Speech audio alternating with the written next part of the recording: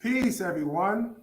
Welcome to the Israelite Nation Worldwide Ministries Friday Night Bible Study.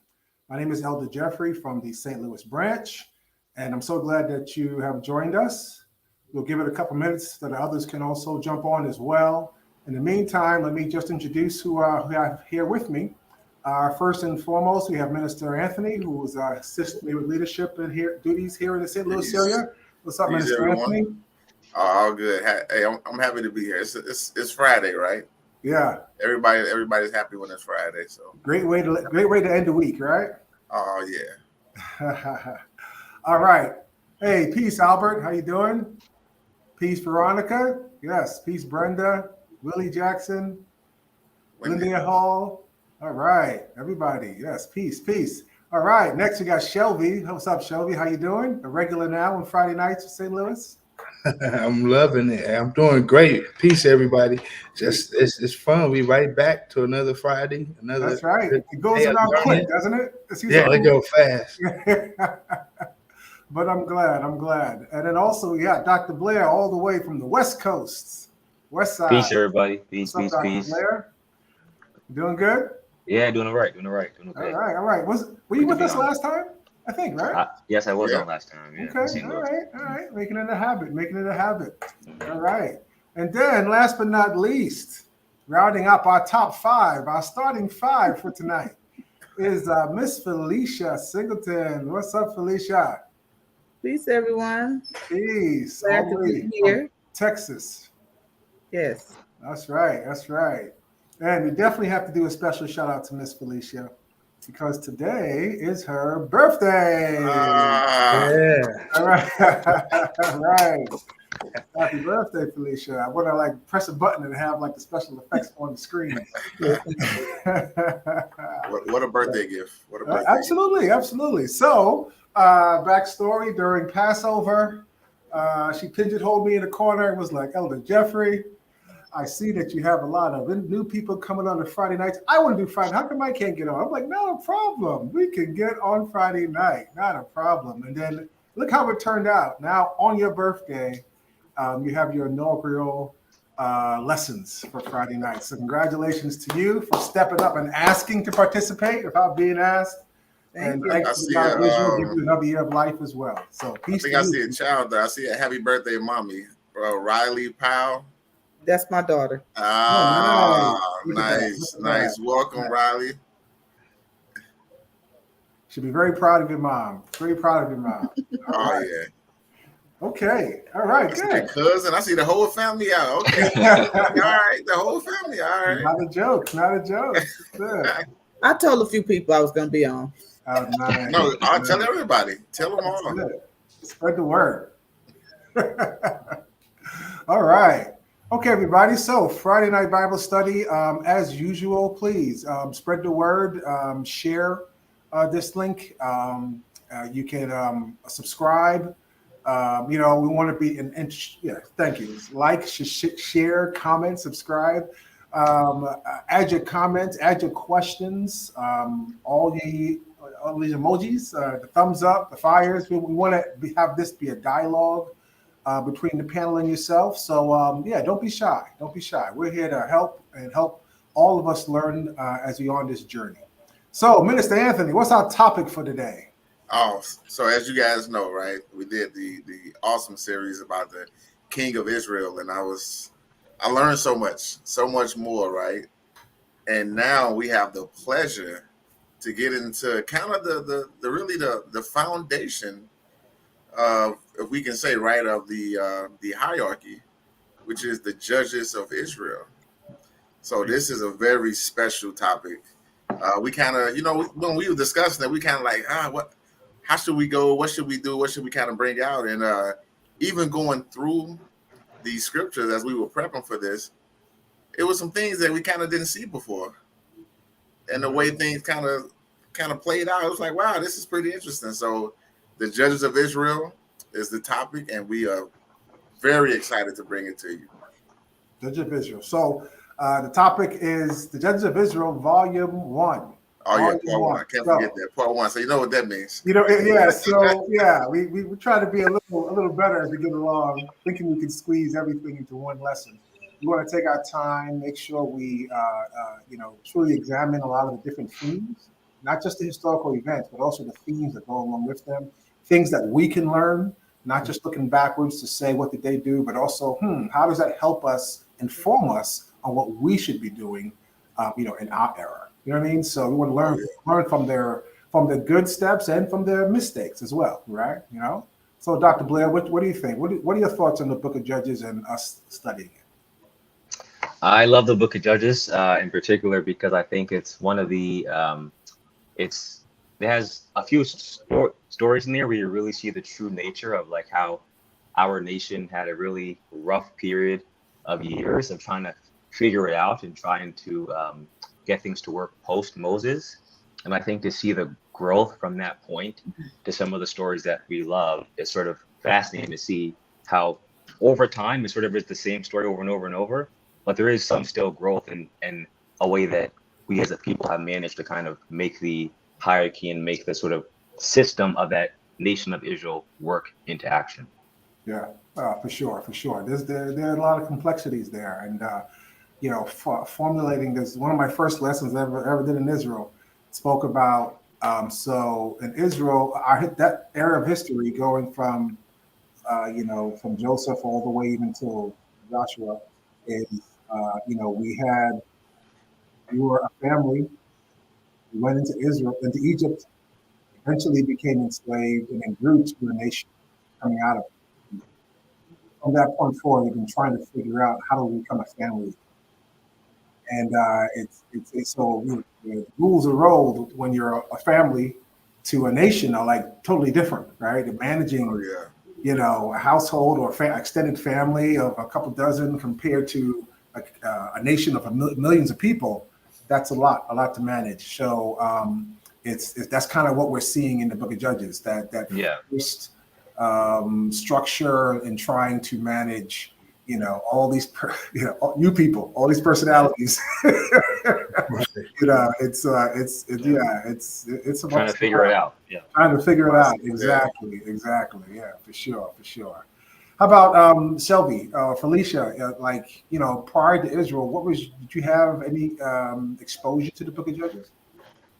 Actually, I hadn't. It wasn't a book that I read that was, that I thought was interesting at the time. So, I didn't notice that it had all the stories that it had in it. But then, besides Samson or whatever, but I didn't know it had the stories previous. So it answers a couple of questions, that I had myself, which was, why are we in trouble? Like, why are we on the bottom and what do we do? And this kind of starts to spell it out and helps us see where it started at, and also previous when I was studying and looking around, running into other doctrines, and they were like, stopping the women, and then now I get to see, that's not necessarily true. How those doctrines believe. So I found some very interesting stories involved in Judges. So yeah. Good. How about Felicia? Miss Felicia, how did you have any exposure to the Book of Judges before coming into Israel? I had read it before, but it's nothing like reading it once the God of Israel is giving you the eyes to see and a little bit of understanding. You see everything differently. And then when you have your brethren to further help you along the way with your understanding, it's just a whole new world. Yeah. What I gleaned from it was that just like the children of Israel in Judges seemed like they said, they had forgot they didn't know the God of Israel. So it's kind of like where we are now. We don't know the God of Israel. People need to get to know this God. Yeah, for sure. There's a lot of parallels, for sure. So let's jump into it. Thank everybody for joining and looking forward to our discussion. Producer, can you go to the first slide? So absolutely. Judges, Volume 1. So just to let you guys know, get your Bibles out, please, because we're going to have some of the verses up here, but we're going to be doing some reading. And at times, if we feel that it brings the point across, you may read a little bit more than what you see on the screen. And again, this you want to make sure this is something that you guys can just not just experience our conversation, but also take it back with you and be able to follow up and doing the reading and research as well for yourself. But what we want to do at first is really just put context. When you talk about the book of Judges, sort of what's going on, right? What's happening at the time in our history, in our Israelite history. What are we doing? Where we're coming from? Where we're going? That type of things. Not just like you said, Shelby. A lot of times people will talk about maybe one of the stories. Like most probably know the story of Samson, but they don't know that he was a judge, right? They don't know what does that even mean to be a judge in Israel, or how it connects to our history, why it's so important to us to understand what that is or what that means. So we want to kind of put it all together. So please have your Bibles up because we're going to be reading some things that may not be in your screen. The other thing, again, is this is volume 1. So we're going to be going pretty much halfway through the book of Judges, and then we're going to follow up next time in volume 2 to do the second half. So we'll see how far we get. Probably hopefully there won't be a volume 3, but we'll see. So let's start out. So to put context, like I mentioned earlier, we're talking about after the children of Israel, the God of Israel takes us, our forefathers, out from being enslaved under Pharaoh, right? Let my people go. They have their 40 years in the wilderness, and that's a whole story by itself, under the leadership of Moses. Their goal from the very beginning is God of Israel said, I'm going to free you under the bondage of Pharaoh. But it doesn't stop there, right? If he just did that, that'd be great as well, to be free from slavery for sure.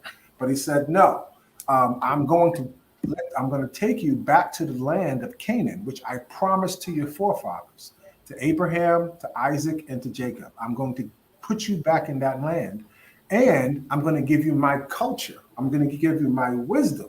I'm going to give you my law, statutes, commandments, so that this will be the structure that you learn how to worship me, as well as learn how to live as a nation, right? That was the goal. That was the goal.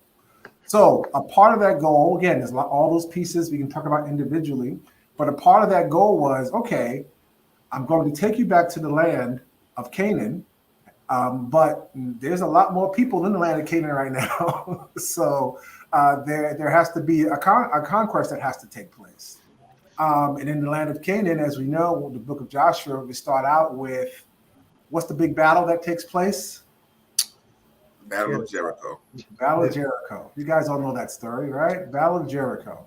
And from that point forward, they continue to have, under Joshua, leading them in clearing out the land and being able to really take over. And so the big players, you have Jericho and Ai. A lot of those things are distinguished in the book of Joshua. Let's give you the background. So they all come together, all the different tribes, whether it's Reuben, Dan, Judah, Benjamin, all the 12 tribes and all their households and the 1,000 people under each of those tribes. And the men work together to conquer the land. And then once it's conquered, then it's like, okay, they specifically carved out this area of land is for Benjamin. This area of land is for Manasseh. This area of land is for Issachar. This area of land is for Naphtali. This area of land is for Manasseh. Just everything is carved out. And so as they do that, one of the jobs that they were supposed to do was, okay, we cleared out the big major players. Now, the individuals that are around you, clear them out because we want to make sure that we have this land for ourselves and that we don't have any conflicts or any influence from any of the other nations. And so that's kind of getting to a summary of kind of where we are. We're at the place where we have completed in the process of we start Judges of clearing out the land. And we have Joshua, who's towards the end of his life is encouraging us to continue to be obedient to the God of Israel. And just that whole process is very interesting all by itself. But the God of Israel blessed us. Many battles we had where it just seemed like we were going to lose because we were outnumbered or whatever it may be, or we had the big walls of Jericho in front of us. But the God of Israel blessed us and showed us that in the same way he defeated Pharaoh, in the same way he opened up the Red Sea, in the same way he had manna come down from heaven and water from a rock to feed us in the desert, he also was there for us in every battle we needed as we went in to take over the land of Canaan. All right, so that's my little summary of No, I love it. I love it. As we were talking before, right? I like the map, but it doesn't always do it justice, right? Mm-hmm. Especially for the proximity of it, because this is like we were saying before, for context, right? To really make it make sense. If you're in the U.S., right, this is like, hey, Judah, you go and get California. Zebulun, you go and get Florida. Issachar, you go and get New York. Like we're talking about 11 countries, right? Not cities, not different things of that nature, right? This is massive. This is land flowing with milk. This is the best land on earth. There's no other land like this in the earth that the God of Israel is given to his promised children, right? So we're in this situation. So you going in and it's like, okay, and this is what you've been hearing about from day one. This was the promise to Abraham from day one. Now it's coming to fruition. And not just that too, but I think also like to consider like I think there's a few parts in there where the God of Israel says, and you don't even have to build the cities yourself, you know what I mean? Because it's already been established, it's already been made. So the idea too of like you get to wipe all that out and then you just sort of insert yourself into starting your own community and your own life too as well without having to build that is sort of like mind blowing. And then also sort of as you're saying too, it's like picking out what you would consider like the best nation on earth. So let's say, if we were taken out of our enslavement here in America and the God ever said, I'm going to go and put you in Dubai or put you here and you don't have to worry about building anything. You're just going to go and sit and set up and live your life. You know what I mean? So it's truly a mind blowing thing to sort of see how far the God of Israel was going to go to, fulfill that promise. Oh yeah. For sure. And it makes you, like you wonder when the spies went in, they came back and said, oh yeah, this is a great, when Moses sent in the spies before by the wilderness, this is a great land. It is true, flowing with milk and honey, as as that term is said. And you can imagine not only are they seeing how lustrous in the areas, but also probably how prosperous it was, how much infrastructure was there. You go to a city like New York and you see, oh, there's so much infrastructure. It's not just the people, but you're like, oh my goodness, there's so much here. How is it possible we're going to own all this? You know what I mean? You can imagine that's probably a part of what they were thinking too. Everything is just structured and everything is just hustle and bustle of the city, and they've been in the wilderness for 40 years, right? So so at this point, so even in that regard, right? You've been in the wilderness for 40 years. This has to be the most appealing. Like this is. Well, let's just get to the story. I don't even want to give it away. But before that too, you're also slaves. You know what I mean? So it's like you spent this time in slavery in the wilderness. You probably would, be up for anything after that. You know what I mean? Right. Just the idea. This is mine. This is all mine. This is mine. Oh, thank you, God of Israel. Oh my goodness, this is all mine. So that was it. That was it for real. And so they were. That's the era that we're in. They're just setting themselves up as a nation. And as Minister Anthony said, just be clear, there's no king at this time. The God of Israel is the king.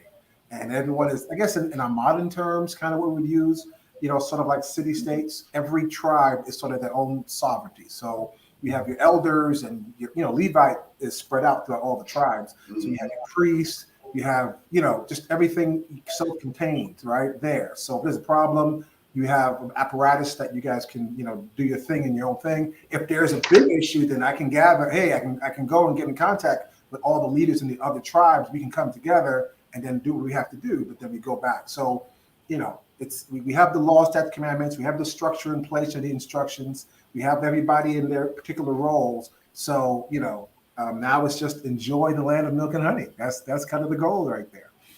All right, so let's go to the next slide. And so Joshua, towards the end, I believe it's like the last chapter in Joshua. This is his instructions to us, which you can imagine what he says. And I think we're going to read a little bit more into it. You let me know, Minister Anthony, if you want to read more, or think the summary here we have is sufficient. Yeah, I think. Actually, I think this is it. So Joshua is pretty much like, he's an old man, right? So he knows his time is coming, right, where he must give up the ghost, and so he gathers all the elders from the tribe, right? The officers, the judges, all the leaders. He gathers them up, right? And he's having this speech with them, right? And he's telling them, and this goes into what he's telling them. So when Joshua chapter 24, verse 20, if ye forsake the Lord and serve strange gods, then he will turn and do you hurt and consume you. After that, he had done you good. And the people said unto Joshua, Nay, but we will serve the Lord. Jump down a few verses to 26. And Joshua wrote these words in the book of the law of God, and took a great stone and set it up there under an oak. And there was the sanctuary of the Lord. And by the sanctuary of the Lord.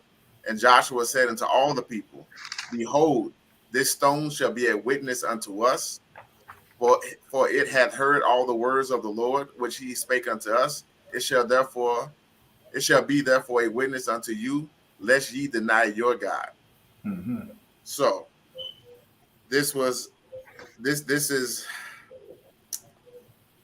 to really understand the context of this, right? These words that they're speaking, right, about how, yes, the God of Israel is our God, we will serve him. These words are being written in the book of the law. Mm-hmm. So anytime you will open up the book of the law, you will see this and you will read this. Mm-hmm. And to tell them, hey, if you turn away from him, hey, he's gonna hurt you. He's gonna do you hurt. That part is always like we were talking before. It's like God will do you hurt. That's before Israel. It's like that's inconceivable. Right. Mm-hmm. How would God do you hurt? Yeah. And if you read, the entire chapter there, I think Joshua a few times in that chapter says, no, you guys, like he almost like wants them to say no because he knows the weight of it, right? He's like, are you sure you want to do this? Because here's the consequence. You sure you want to do this? Here's the consequence. Yeah. And each time, like, no, what we do, we do. And I think too, to me, it really shows the burden of like, when you say I'm committed to you and you make that promise to say I'm committed to you as being my father and me as being your son or your daughter, you're committing to both sides of that coin, right? Going all the way back to Abraham, I'm committing to the idea of if I do right, I know that you're going to bless me. But if I do wrong, the same way I should expect a blessing, the same way I'm going to expect the cursing of that in that same vein, So for me, that is the complexity and the duality of being an Israelite, is being able to recognize I know I have to obey because I am held to both sides of that same coin, 100%, 100%. And so what you're describing, Minister Anthony, is a contract, right? Yeah. Here's all the rules. Here's all the stipulations, right? Here's everything there. And then by signing it, the people said on this date that they agree, and so now you're held to it. And not only is it just written down, this stone will serve as a witness, right, between your words, the God of Israel's words to us, and our words back to him, to promise to him. For sure. With the out of your mouth, right? Right, out of your mouth, right? So Felicia, what about, before coming into Israel, let's say, the concept that the God of Israel would punish someone, as Joshua said, and as we're going to see in Judges, was that something that you was exposed to, or what were some of the concepts before coming to Israel that you were exposed to? It wasn't anything that I was exposed to, I would say, like in a Christian church or anything like that. But having read the Bible before, I always feared God because of the Old Testament and just seeing what he would do to the people when they were disobedient. I've always had a fear of God. And so with that in mind, I just always would just hope he had mercy on me, Mhm. whenever I was messing up, because I understood, even without him opening my eyes completely, I understood that he was a no nonsense God. He Mhm. said what he meant, and he meant what he said. And Mhm. that doesn't change. And I'm just grateful for his mercy, because as Shelby likes to say, his mercy does endure forever. Mhm. That's right. Absolutely. I was telling the guys when we were preparing for this, the Book of Judges is something that was a major part of my journey in coming into Israel and understanding Israel. In that, we know about Deuteronomy 28, or even here Joshua, where he's speaking, he's saying this is what's going to happen. It's sort of like prophecy almost in a way, or a promise in a way.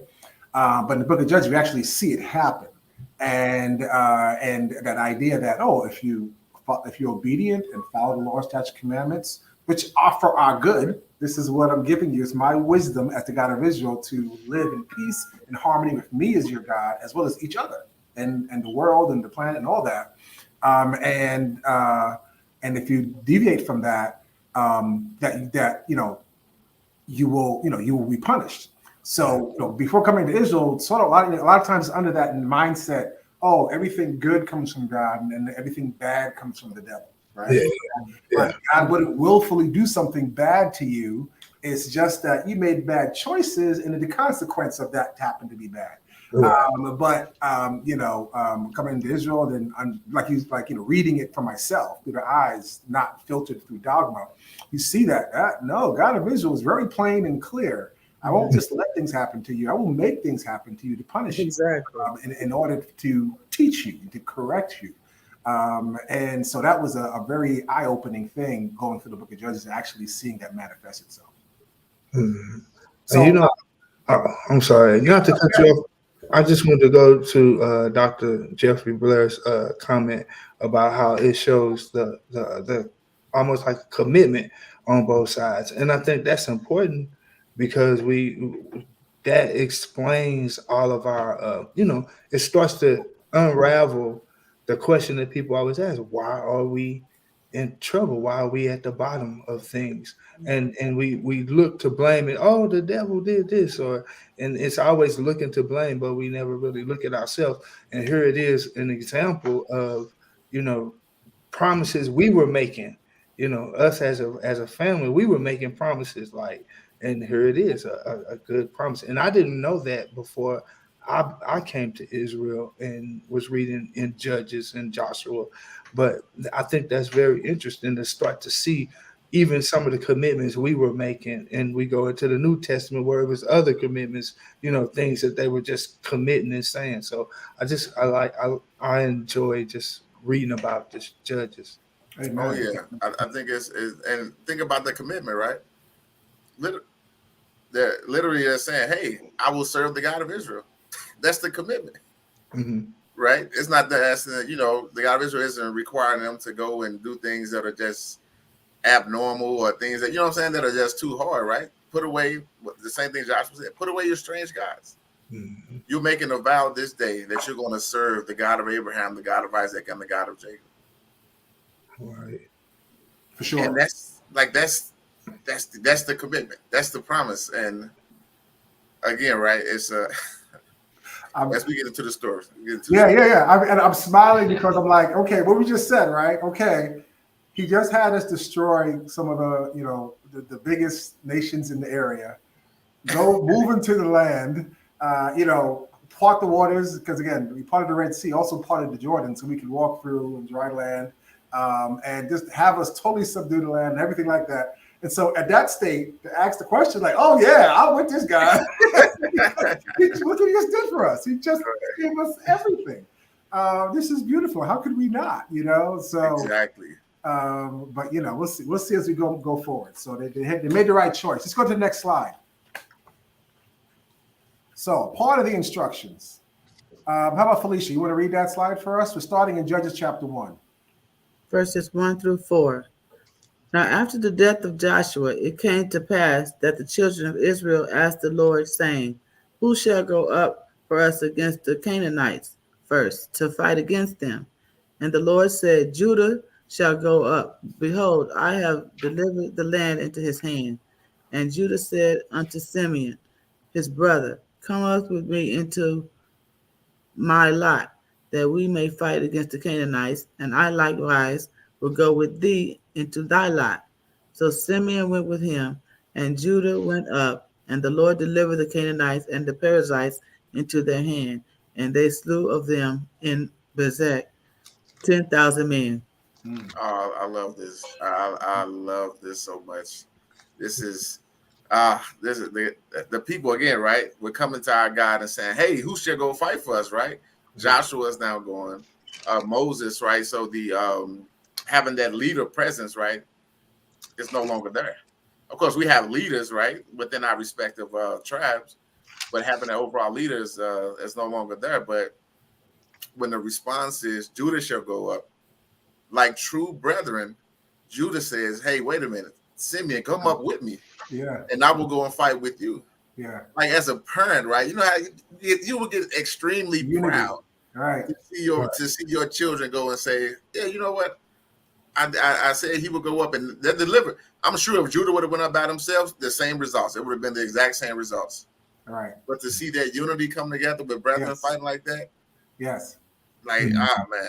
No, for sure. No, that 100%. I think that adds a different dimension to it, doesn't it?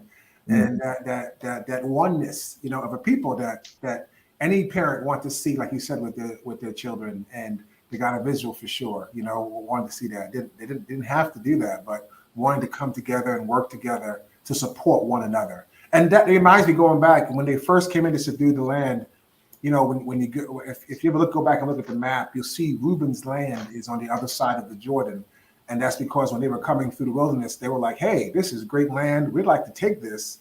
And they could have taken it and just lived there and let the other 11 tribes go and do the other part of the land over through the Jordan. But they said, no, we'll leave our children, our women here, but we're going to come and fight with you until all our brethren have their lands. Yes. And then once you get it, then we'll come back, But so it was that unity that you see, a lot of times, during these eras, we kind of highlight the stubbornness of us as a people and our, those things. And it's understandable. It definitely deserve that. We also got to give credit where credit's due. And there are times when we do see that oneness and that brotherly love and that unity of supporting one another unselfishly, not expecting anything in return, because, understand when we all support another, it's going to lift us all up. And we see that this is an example of that. So definitely want to highlight that. And Pansy says, united in the fight for our people. Can you imagine? I mean, that's amazing, right? That's a beautiful thing to see and to witness for sure. Xavier says, agreed, Minister Anthony, 100%. When you have the support of your brethren, you are confident for victory. For sure. Absolutely. Very true. Elder Shadrach is the fighter for us today. He gave up his career to bring the truth of the God of Israel to us. Amen. For sure. And teach us. And that's something he always teaches about supporting one another. And we cannot stand if we continue to bite one another and we don't support one another 100%. That's necessary piece right there. So I love that part of it and that theme. So that's great. That's good. But if you continue to read through the rest of the chapter, and again, I don't have a slide for this per se, but if you go down to let's see. I'm going to go to verse 27. We're still in Judges chapter 1, verse 27. If you guys can just jump down there. I'm not going to read much. I just want you guys to see this pattern. Neither did Manasseh drive out the inhabitants of Bethshan and her towns, nor Tanakh and her towns, nor the inhabitants of Dor and her towns, nor the inhabitants of Ableam and her towns, nor the inhabitants of Megiddo and her towns, but the Canaanites would dwell in that land. So that was one example. And if you continue to read through, you'll see in different ones how Asher also didn't do that, and a lot of the different tribes. Zebulun also didn't carry out and clear them all out. They didn't do exactly what they were supposed to do. Again, they're settled in their land. The job was now, okay, let's make sure we clear out all these individuals so that they don't influence us or come back and bite us in the back. So go to the next slide. Producer, please. So it seems that they had a better idea. And at verse 28, it says, and it came to pass when Israel was strong that they put the Canaanites to tribute, and did not utterly drive them out. Talk to me about that. I think, can you guys hear me? Yes. Yes. I think, one of the things that I think is really interesting here is that we spoke about how when they were, former slaves and former in the wilderness, they're all on board for whatever the idea is that's going to get them to a different level. And then we see here, it says when Israel was strong. So they're at a point now where they make the decisions. They see that they don't necessarily need a bigger plan right now because they're good right now, right? At that point in times when they decide, you know what, we're going to try and do something else. You know what I mean? So I think it also is telling about like the period of, part of the struggle. Are you right before the struggle, right after the struggle, during the struggle? Your willingness to commit to the God of Israel's agenda that was made from the beginning. Are you going to stick with it, or does the circumstance of what's going on right now change a little bit now? And now you're like, well, I don't know if I need it anymore, so therefore I'm going to go with what I think is in my mind a better way to go about this. Does that make sense? Oh yeah. I'm good. I'm good. Right? I'm good. Yeah. So yeah, if I'm looking around like you said, right, and that struggle of if poverty's around me, I'm praying 3 times a day. I'm tuned in. I'm going hard. But if now I found wealth, right, and I'm looking at, hey, this is a blessing. This is a blessing, right? But maybe I just pray once a day, or maybe I pray once every other day. Yeah. Or stuff. They're okay. They're okay people. Maybe they can do some work for me. Exactly. Maybe they can just be a servant unto me right now. And like you said, it undermines the plan that was in place. Yeah. And I think about this sounds sorry, good. I'm sorry, Jeffrey. No, go ahead. I think about when God of Israel writes, don't lean on your own understanding, but listen to what he says, follow the instructions, because what he says, he's already planned a million steps ahead. You can't, navigate where he's leading you. You don't know the blind spots. He knows all these things. That's why he's telling you the things that he tells us are preventative to keep us from harm. Yes. Right. Mo Gamer said, do you think they believe that they were doing good by sparing them?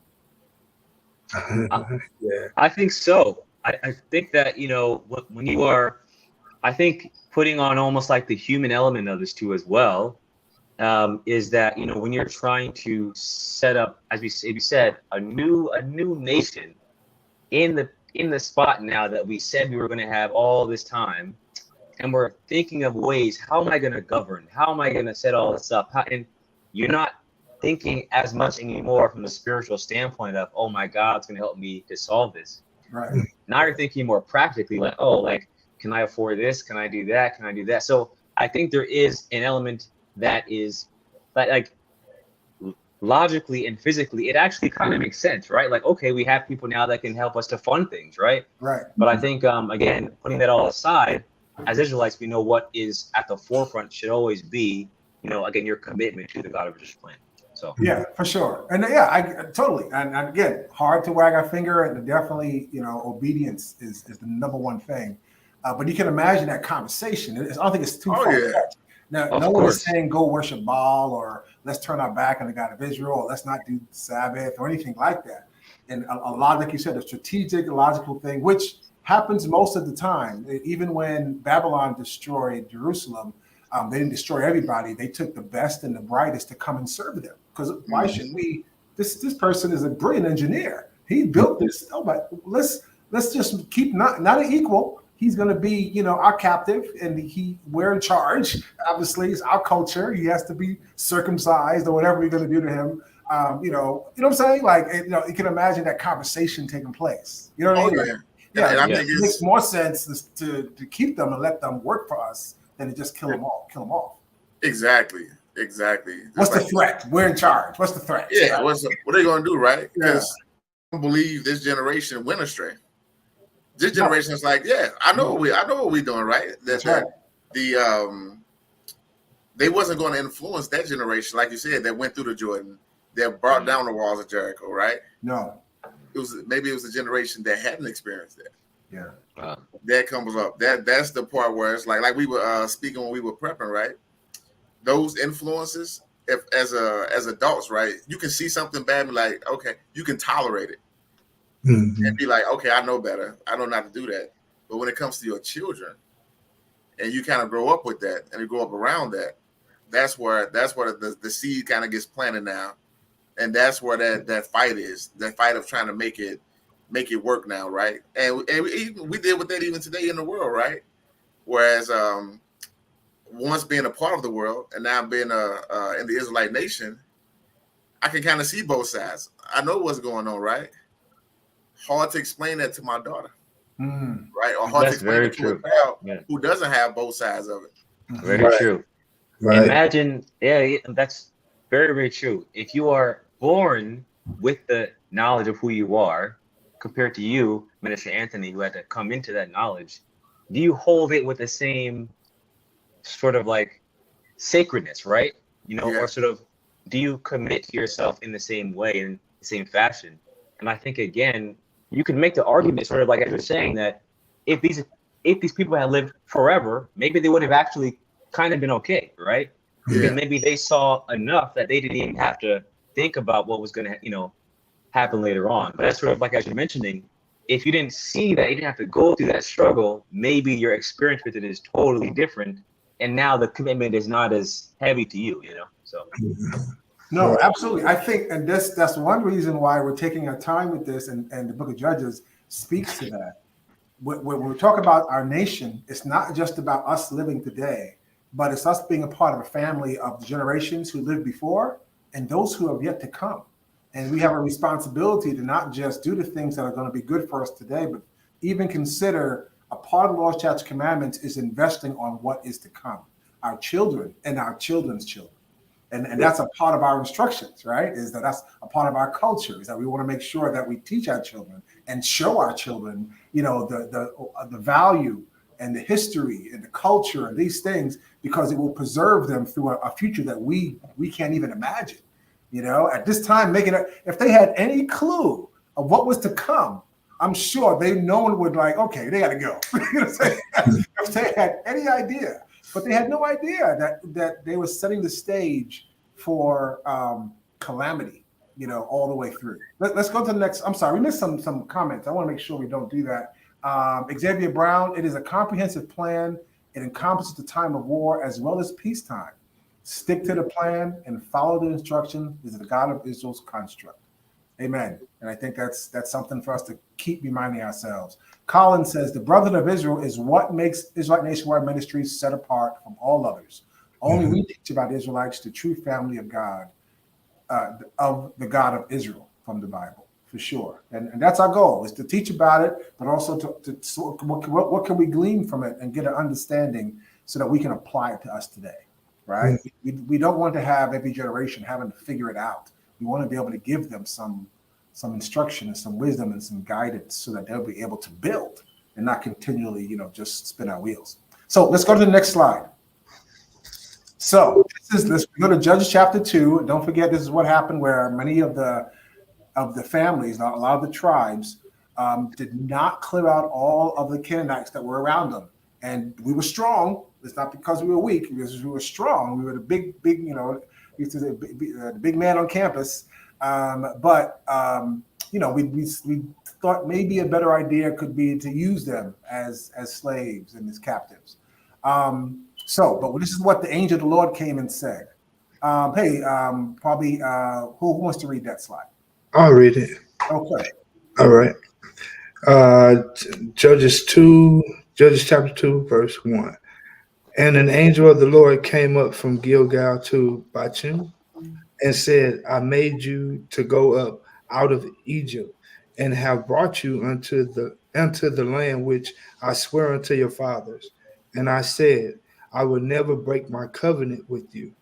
I'm sorry, let me pause there. The God of Israel, man, that just touched me just then. I'm just sorry. I will never break my covenant with you. How come? It just feels so personal to me, right? Right.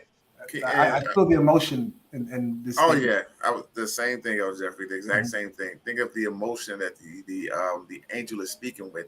Yeah, It's a sternness, right? yeah. But that emotional pull of, like, I told you guys I would never do this. Yeah. Right. Keep going. I'm sorry. Yeah.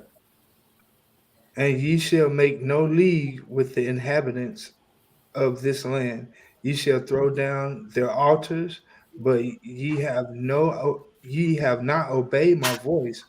Why have ye done this? Wherefore I also said, I will not drive them out from before you, and they shall be as thorns in your sides, and their gods shall be a snare unto you. Hmm. Man, What does that all mean? man, it goes back to the idea, right? We're gonna put them to tribute, right? We're gonna make them work for us, but at the same time they get to keep their guys, do their own thing. Right. So meanwhile, as you're building, they're also building because they have their families and they're going on to do their own thing. So eventually, it's going to come to a head. But when it comes to a head, right, it's not going to be just bad for them because they already are rooted in what they do. That badness is going to be for you because as you're coming up, right, as your children are coming up, this is going to now be a part of this. Think of the confusion. Again, I just related to today.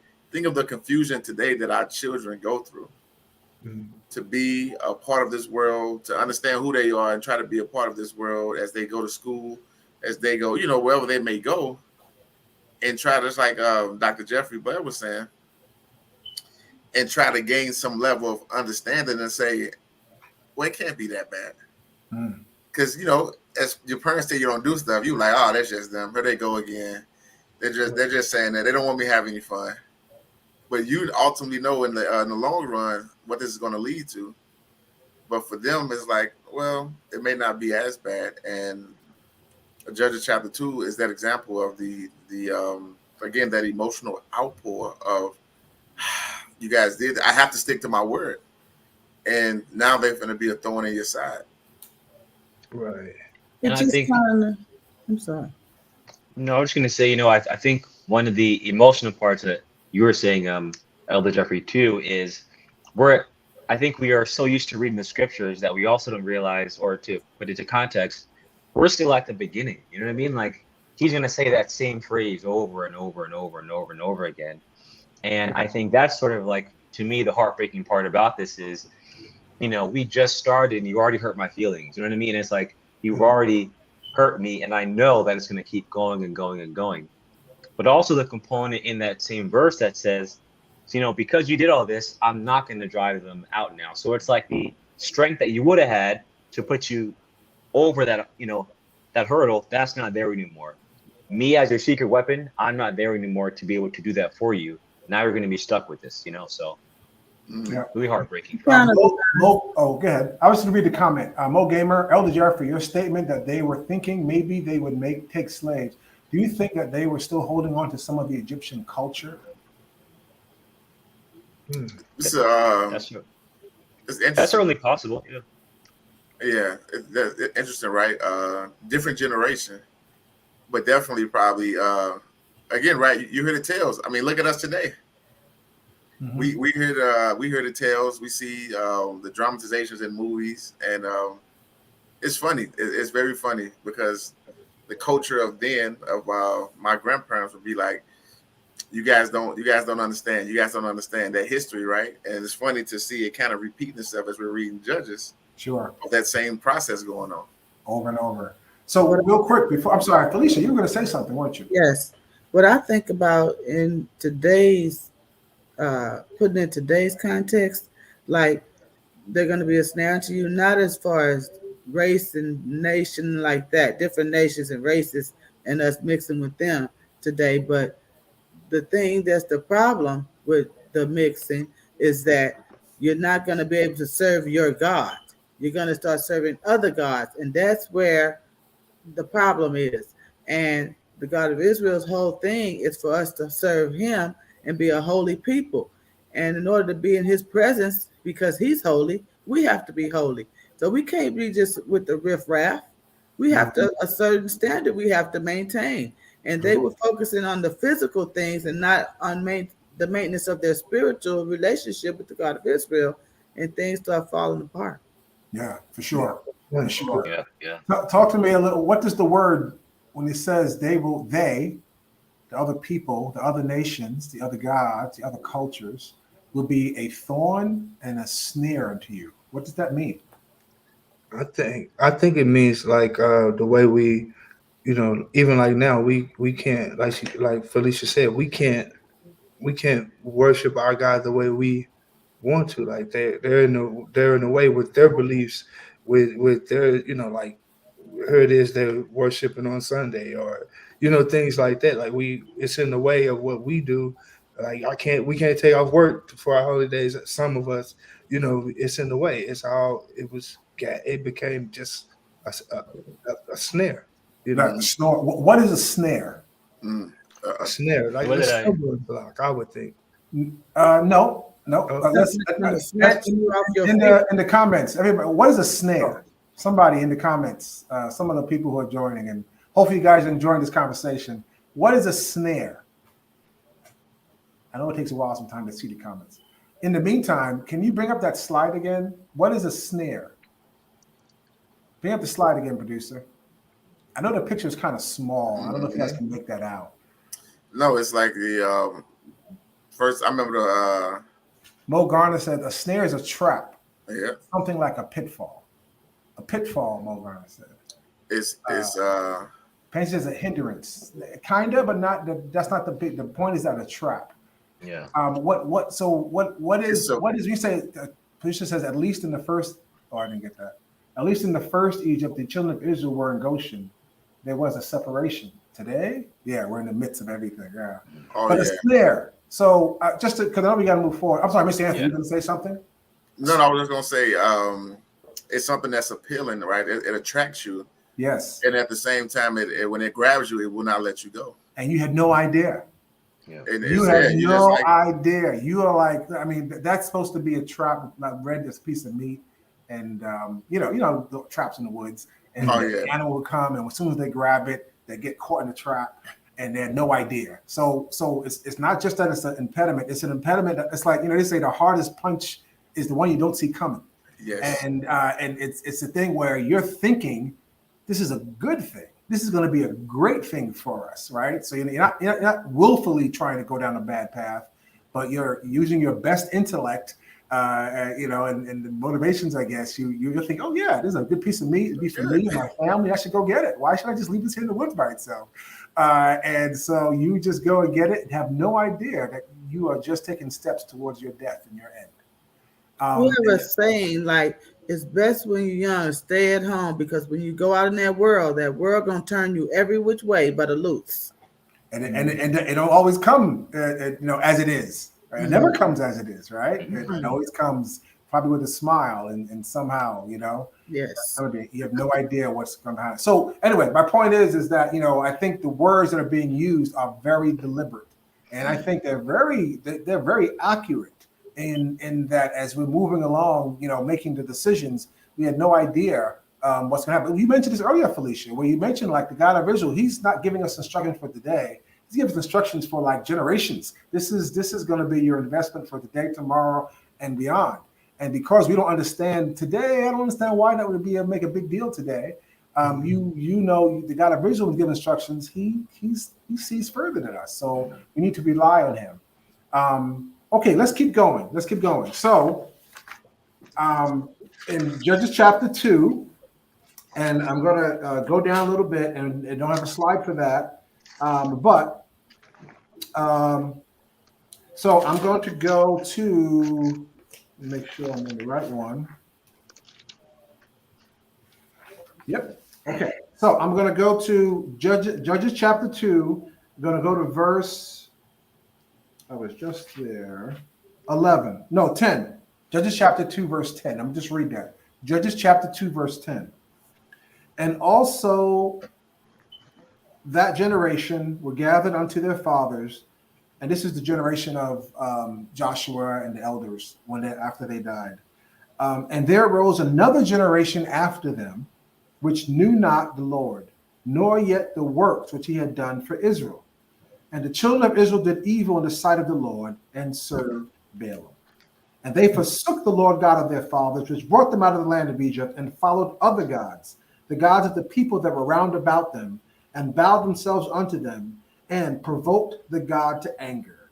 And they forsook the Lord and served Baal and Ashtaroth. Just pause there a second to come in again. Like you said, Minister Anthony, the generation that made the decision, like, hey, let's not kill them all. Let's let them be captives. We're strong. They have no way of conquering us, and we can influence them more than they can influence us. So not a problem. And the angel said, they're going to be a snare to you.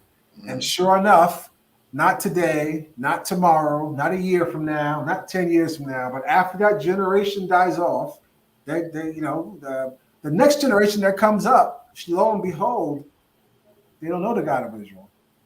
And they start following the customs of the people that are around them. These people who once the slaves of their parents and their grandparents, they start following their culture. Talk to me about that. Tragic, which is tragic, right? And as we read this, right, when it says they do not the God of Israel, right? It's not speaking towards identity, right? They know they're Israelites. They know they have Sabbaths, they have Passover, right? That's not the knew not the Lord, right? It's having that spiritual connection. It's having that understanding of exactly why Sabbath is important, of exactly why you may keep a Passover, of exactly why you're even in the land you're in to begin with.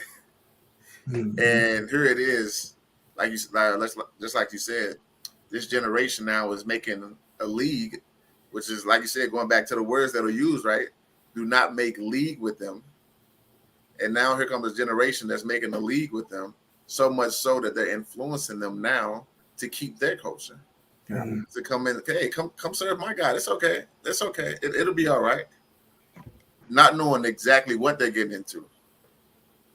So the question is then, because you got to imagine if Israel's strong, they're following the Lord's statutes and commandments. Mm-hmm. They're having their children there with them while they go to Sabbath and while they do Pentecost and while they do, everything, that they're supposed to do, right? I mean, right? They were obedient. Right. So what was it with the next generation? They knew, they were aware, they went through it.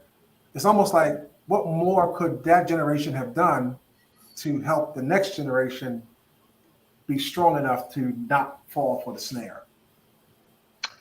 I think I would say probably that the prior generation should have adhered to what the original plan was. I think that's the number one thing, because the scary thing about this is that you can make the argument that that was probably the strongest that Israel has been ever, mm-hmm. right? Because we've seen what we've seen, we've gone through what we've gone through, where we have people who are literally speaking to the God of Israel and then giving us the instruction. There's not like a telephone where we sort of have to like wait or read through book. It's just you have Joshua, you have Moses, they're going to tell you what to do, right? Mm-hmm. It's very simple. So I think we sort of dropped the ball there, where we have this opportunity, this strength that we could really take advantage of. And all we have to do is listen to the instructions. And I think that was where the first pitfall was. The second one, though, is once you know you made that first error, you have to really prepare now that, okay, now this can get really, really serious, and prepare whoever the next is up that, hey, we failed. We didn't do X or Z or Y. Now it's up to you to make sure that going forward, we're able to sustain some amount of what we have built thus far. Because otherwise, it can, again, as we're seeing, can all be gone in one generation or two generations. You know what I mean? So, again, I think it all stems back to that first moment of just not obeying the original plan. I'd agree to that too. I was also thinking it wasn't a lot of culture talk, like to really. It seemed like it's missing. Like we are now at a place where the more we talk about it, the more we learn, the more you want to get involved. But if them being as strong as they were, maybe they didn't talk about it as much in the culture. They didn't talk about what actually happened. Like we really went through this because it's generations away. Like we really went through this. We really talked to the God of Israel from the mountain. We really walked through these waters. Like this really happened. Don't just take it for granted. We really did this. Like enjoy the fact that this is our land from us actually following instruction and doing what he said he was going to do. Us getting our promise all the way from Abraham. So I think as the culture, they didn't the first generation didn't really spread that culture to them as much, and they was just living in the instruction parts. It was just instruction, right? We gonna keep doing what we need to do. We doing what we need to do, but not really passing. Like, why do we keep doing this? Why do we keep doing this? Because they didn't have the Bible like we do, right? They had a book of laws, but not everything that we see. They didn't have that, so I think that it just wasn't passed down. You're right, Shelby. And even though we have the Bible now, a lot of children today think that these stories are fiction. True. They don't believe that this stuff happened because they can't wrap their minds around it. But that's okay. I believe it. You know, I believe it too. yeah, I'm a believer. Um, on my team, it's like a family reunion. When you stop going, you stop learning who you're related to. You stop learning the greatness of your family. Mm-hmm. Yeah, so I think there's something there for us to definitely. I mean, we're at that stage, right, where we have generations that are popping up now that we want to make sure, as we talked about earlier, that we do what we can to not just pass on the information, but also the richness and the truth and like the reality of what this journey is about and about our culture, our history then, and also even our history now during these 400 years, the parts that we are, have experienced ourselves and try to really have our children. We have to understand there's a snare part, right? A part of the snare is it's not by chance that piece of meat is out there in a trap. There is someone who's purposely trying to put us in a snare. They're trying to purposely, guide our children, the next generation away from us. So we have to be very diligent in making sure that we are doing our best to insulate the next generation and prepare the next generation to be able to withstand those snares that they're undoubtedly going to face throughout their life. Absolutely. Absolutely. Oh, I'm Go sorry. No matter how much preparing a parent may have given that child, right? Just like you said, right? If you do not do this, this is the consequence. So, you know what I'm saying? Like, it didn't matter. They could have 7 days straight talked about everything. The mere fact that they were there, they were present alone was enough to deter that generation to come. Because of that again, right? The God of Israel and his infinite wisdom. Like you said, it's like they don't know. They just don't understand. They didn't have another leader after Joshua. That was a problem as well to me. It makes sense. It brings to light, when we talk about the Passover, right? Why the youngest must ask the oldest. Why do we do this? Like that's bringing it home to make sure that everybody understands and knows this is why we do this. And right. I feel like some of those things just didn't take place. But if we in today's time, now we're trying to let people know this happened, this happened, this happened, so we can get the richness of the culture going again. This is what we about. This is who we are. This is talking about us. This is our history. So let's do it. Mo Gamer says, I'm really enjoying this discussion. This could be another 5-part series. It probably will. Yeah, I know the producer's looking at us saying, like, you guys are on slide 3. How are you going to? There's no way you're going to finish this. That's funny. But that's okay. I'd rather have the context, and the richness of the discussion and speed through the slides if it's meaningful to people. Can I just add one more thing? I'm sorry. Sure, no, don't apologize. I was listening to what Sean was saying too as well, and it kind of brings me to sort of our current state today. And I wonder, again, we are in the same predicament as at least that generation's foreparents, right? So we are coming out of that, and we are so filled with all the zeal and sort of anxiety about what does our freedom look like, and wanting to get into our promised land, so to speak.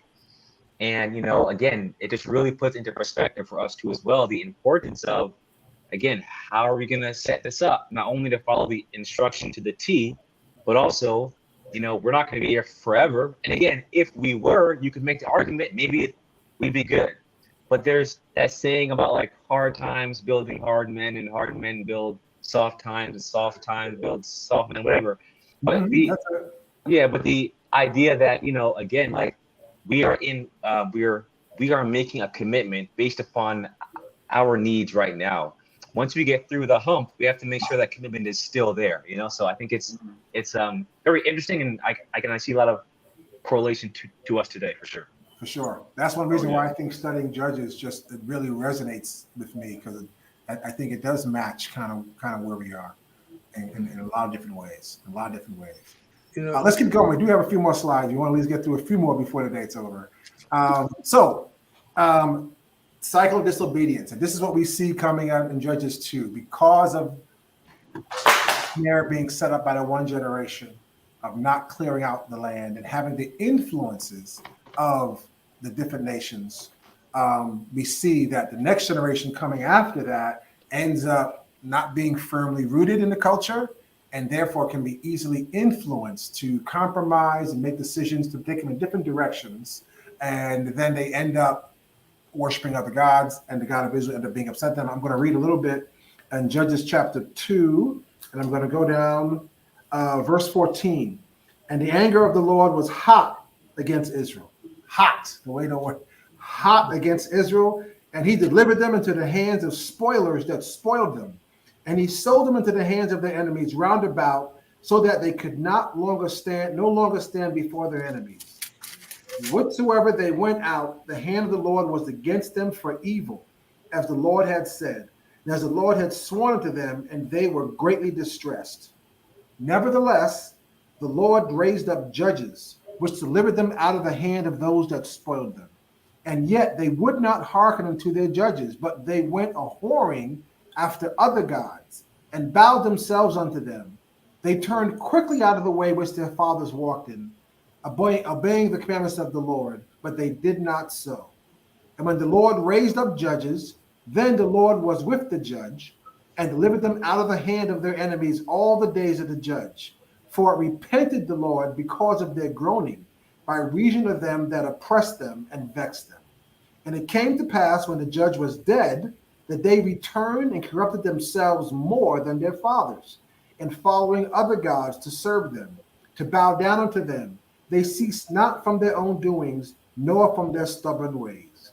And the anger of the Lord was hot against Israel, and he said, because that this people had transgressed my covenant, which I commanded their fathers, and have not hearkened unto my voice, I also will not henceforth drive out any from before them out of the nations which Joshua left when he died. Just the last one, verse 22, that through them I may prove Israel, whether they will keep the way of the Lord to walk therein as their fathers did keep it or not. Therefore the Lord left those nations without driving them out hastily, neither delivered he them into the hand of Joshua.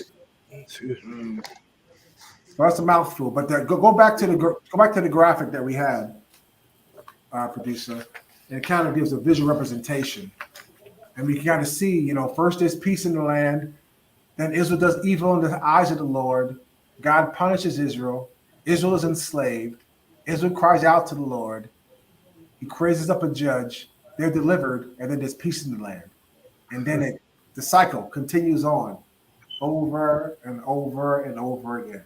And that's in the book of Judges, a summary pretty much of an overview. And we can get into a little more of the details, but this is kind of an overview. And again, in my journey into Israel early on, many years ago, this was an eye-opening thing, because this concept of the God of Israel enslaving us and then looking at our enslavement here in this new Egypt. Wow, what other people? It's like one of those things you read the book, not just read the letters, but also the context, the character of the people, the dynamics of how God engages with his people, what he does, what he doesn't do. Not the dogma I was taught, but just the words coming out of the pages, closing the book, then looking around the world and like, well, who are we talking about? Like this is exactly who we are. The personality, the character, everything about these people that we're talking about is us. And that really was a big part of the journey, and especially the understanding of the role that enslavement plays when the God of Israel is dealing with his people. Oh yeah, it is. Just like you said, Jeffrey. Going back to verse, I think it was 14. Skipping down, right? He sold them into the hands of their enemies round about, that they could no longer stand before their enemies. Yeah. So what a terrible thing! From we just read a few minutes ago, and Israel was strong, and we subdued the land, and was. I'm sorry. Colin says, "With today they don't know they are Israel. They know they are enslaved, but they are calling on the wrong God." 100%. Oh yeah. 100%. Sevens for that. We talked about that during our prep session, right? Yeah. Yeah. 100%. So at the time, like I said, the God of Israel upset. Again, he's not angry. His anger was hot. Can you imagine? Yeah. Hot against us, and wanting to turn away. But then, because even though we did wrong, again, that's why there's a part there. I know we talked about the parents didn't teach the children, or didn't give them the information. I don't know. I think they knew what God to call on, right? I think they knew I think they knew it. They knew the history. I think they did, because they knew who to call on. And they knew our Father cannot stop his ears when we cry out to him, right? He just, as angry as he could be, he's like, I got to go get them. I can't just let them because they're crying out to me, So there's something there. There is some knowledge that was passed down. And so when they did that to the point, softened the God of Israel's heart, and he raised up a judge and deliverer for us. And to that point, one of the scary things that just kind of almost made me chills when we talked about it is, but now, what's the hope if we don't know what God to call on? Wow. Right. We never get to soften our Father's heart because we're not calling on his name. We don't know how to pray to him. We don't know how to call. All we know is what our oppressors taught us. And right. We even know who his only begotten Son is. Us. And what a terrible state to be in as a people. Yeah. And then, I think a couple things. The first thing is, in that very last verse where it says, I'm going to leave them there to prove Israel to see if they're going to follow me or not. I think that to me is almost like kind of powerful too, because at the same time, I think to see that experience of having the other nations around now is almost like a filtering device to see, okay, like, let me see if I made a good decision when I committed to you guys all those years ago. Because I thought with Abraham that you guys were going to be committed. I thought with Moses, okay, they got it wrong, but at least they seem to be, in the right direction.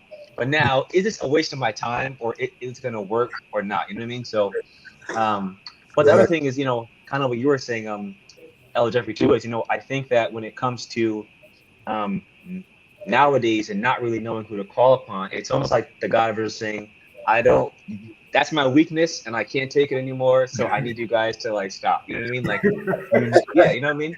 It's almost like, how to get to me every time. So I need some time. I need space, Right. But I think it's important now that we're seeing that we're doing it more and more. So I have to delete my social media. Exactly. Yeah. I gotta get off all socials. See it, don't want to see it, don't want to hear it. That's right. Throw my phone away. Yeah. That's right. Let's change my number.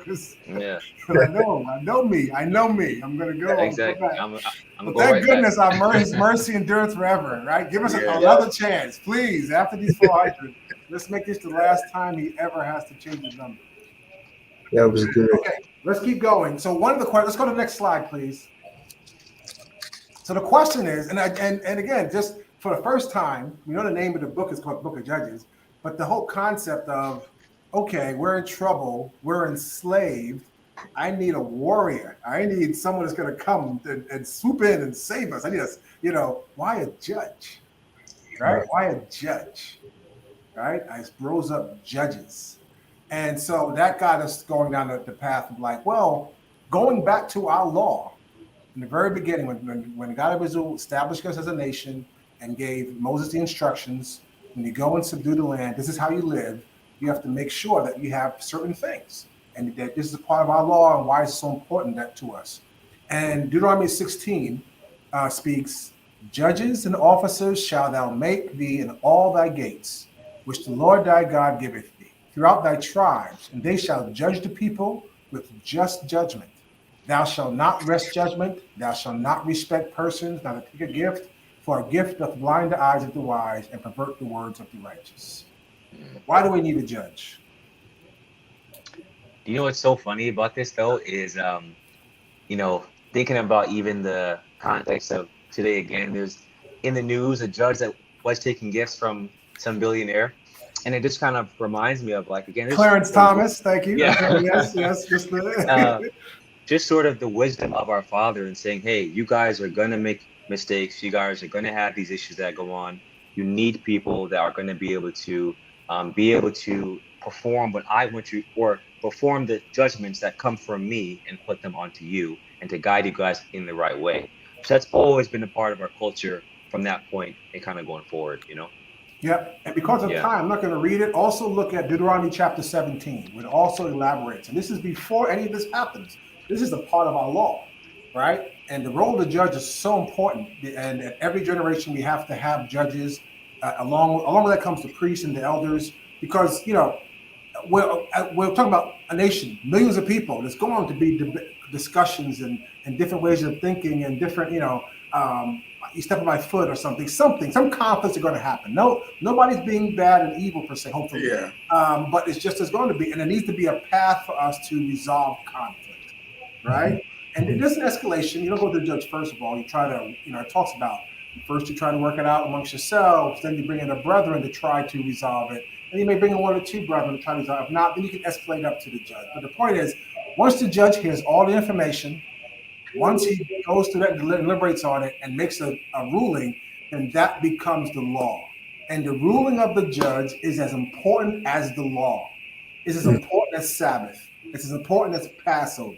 And so when the judge makes a decision, it says, and if anyone goes against the word of the judge, he'll be put to death. Read Deuteronomy 17 to understand the role of the judge and why it's so important.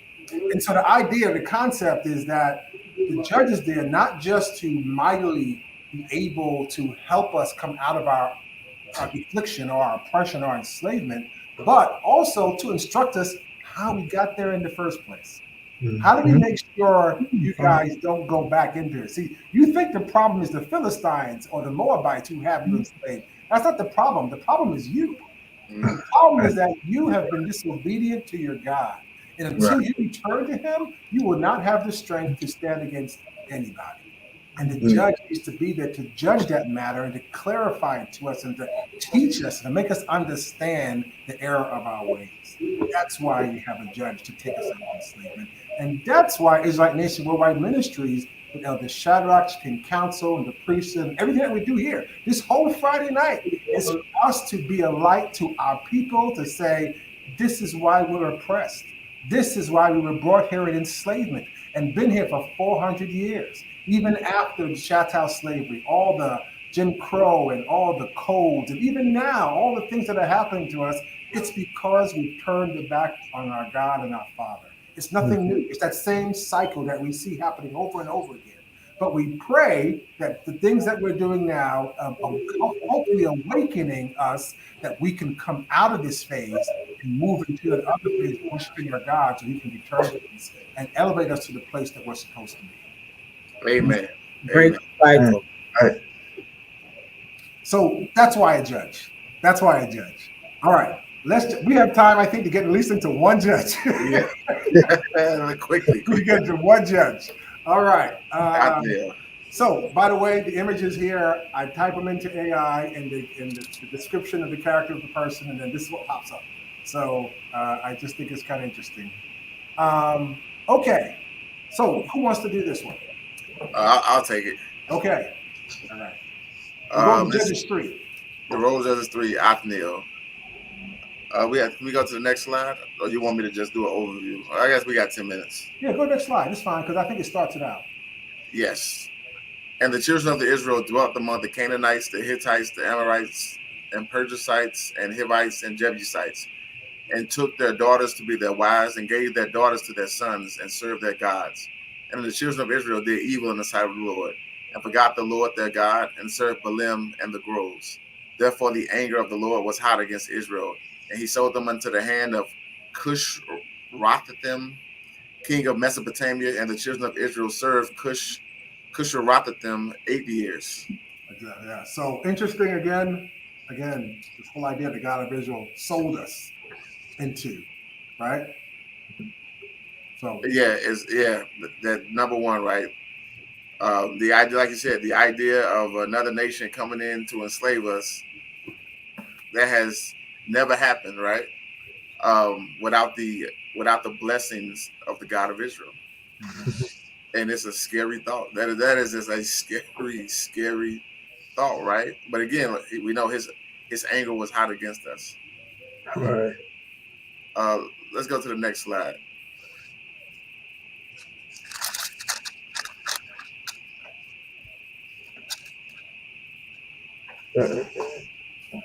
All right. And when the children of Israel cried unto the Lord raised up a deliverer to the children of Israel, who delivered them, even Othniel, the son of Kenaz, Caleb's younger brother.